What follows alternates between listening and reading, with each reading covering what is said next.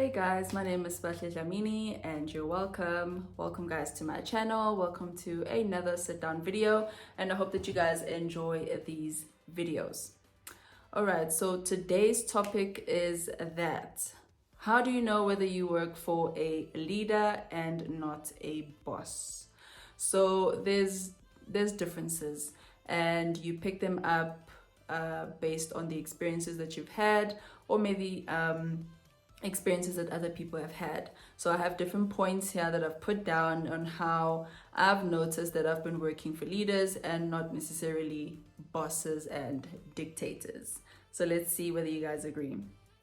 Okay, so I'm gonna look down, guys. I didn't cram this. So a leader encourages you to be the best version of yourself. That means exposing you and stretching you, but not sabotage.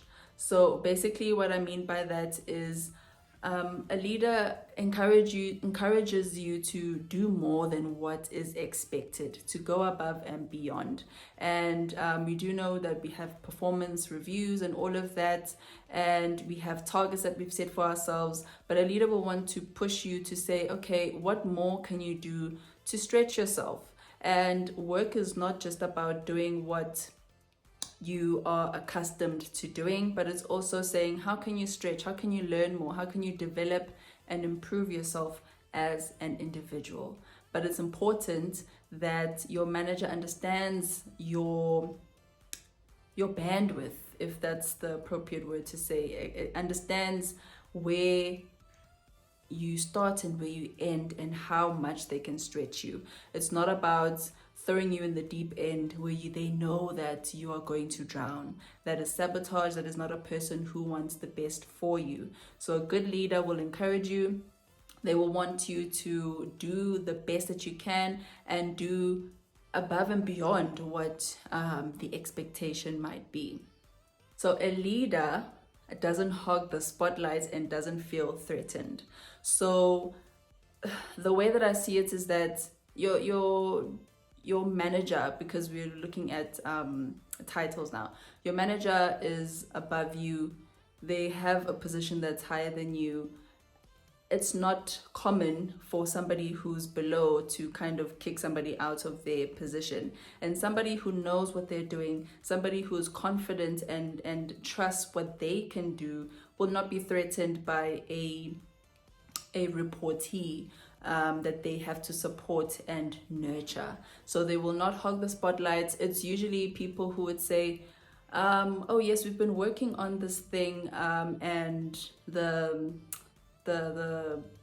senior manager or the director likes to see it. I think you should go and present that solution or that document. That is somebody who wants to expose you. That is somebody who wants to get the right people to see you and also teach you on how to engage with different levels in the organization. So it's not to say that all managers must now push people from lower levels to go in and report to directors and all of that. But a good leader will not hog the spotlight. It's not an I thing. And that is something that has been drilled from me from the beginning of my career, that even if it's a document that you know that you are responsible for, but there is not a single chance that you're going to submit something that somebody hasn't seen. Either it's a team member who said, no, maybe you should mention it like this. So maybe you should change this picture and put this one. Or maybe you should consider this quote instead of that one. That's a team effort. So it's never an I initiative. We work in teams. So it's a we thing. So it's always a manager who's going to try and take you out of the dark and put you in the spotlight. I've also said here that a good leader is not afraid of conflict, not toxicity, but constructive conflict. If they are not happy, they will tell you without tearing you down. So this applies in all kinds of relationships, actually, whether it's a parental relationship, a romantic relationship, a work or manager-employee relationship.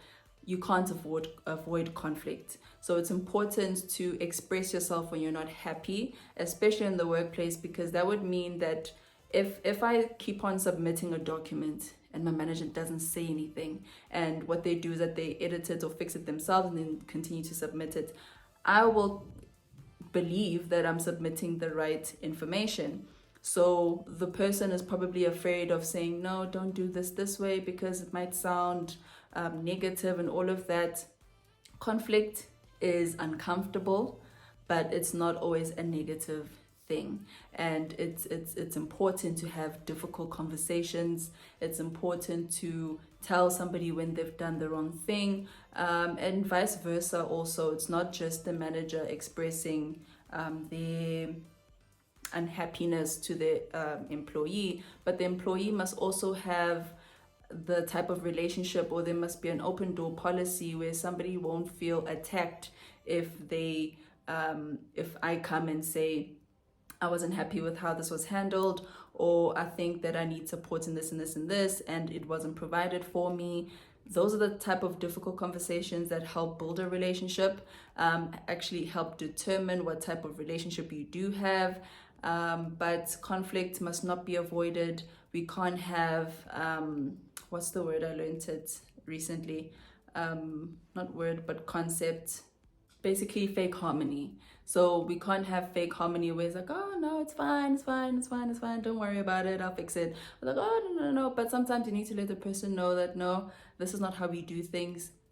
Next time do it this way. And when we think about conflict, we're always thinking about yeah, but sometimes a calm conversation can be interpreted by somebody as conflict, because it's we're not agreeing or we're not on the same page, but we need to get on the same page. So a good leader is somebody who's not afraid of conflict, who's not going to be afraid to tell you that you need to fix this, need to work on this, but also in the same light, encourage you and also commend you for the great work that you're doing and the contributions that you're having towards the team. A leader also uses every interaction with you as a moment to teach and also learn. I remember in the beginning of my career, our senior manager, those who know will know, every time you're going to have a conversation with him, he was going to teach you something. It was going to be a lesson. So every time it was like, you're going to go to his office. Oh no, you're going to sit there for like 10 minutes, 15 minutes. But these are the type of lessons that he was imparting on us as we are starting our careers because of the experience that he's had. And he wants to see us do better and be better change practitioners. So they'll always use an opportunity to teach, but also learn. Somebody who's willing to say, okay, I've never seen this before, tell me about it. Or we've never used this process, I've heard about it, what do you know about it? Somebody who's open and is willing to learn from others, not just imparting knowledge on others all the time. In addition to that, basically a leader is somebody who's flexible, and is open to doing things differently. Like I did say, that some people who say that I'm a specialist, I've been doing this for years, that's cool, and it's very it's a great thing to have and be confident and cemented in your process. But there are new theories, new ways of working, new approaches that come each and every year. So you need to be open to listen and apply different things and improve yourself also as a leader. So the last note that I have here is that basically a leader kind of gives me the vibes of like a proud parent. A proud parent is somebody who's going to push you all the time. Somebody who's going to encourage you all the time. Is somebody who's going to tell you when you're wrong. Somebody who's going to catch you when you fall. So that's a leader for me. That is somebody who creates a safe space for me to express myself, to communicate when I don't know something. A leader for me is a person who is able to nurture and build, and the understanding is that you're not developing someone for here, you're developing them for their future, you're developing them for their future leadership career as well, you're developing them to be a better manager, you are developing them to be a better practitioner for the next phase that they're going to. So it's not about keeping people here, but it's about career growth. It's about pushing somebody further so that they reach the goals and milestones that they have for their own individual careers. Guys, those are my points on how you can spot whether you're working for a leader or a boss. So everything that I've said, the opposite of that is a boss. You don't want to work for somebody who is threatened by you, who doesn't want you to progress, who doesn't want you to be better, who doesn't want you to network and see yourself grow and be a better person. Worst of all, somebody who wants to see you stuck in that same place. So be on the lookout, and I hope that you guys nurture and work on the relationships that you have with your managers. Do let me know if you have any topic suggestions that you'd like for me to touch on. I really hope that you guys enjoyed this episode, and I will see you in my next one. Bye.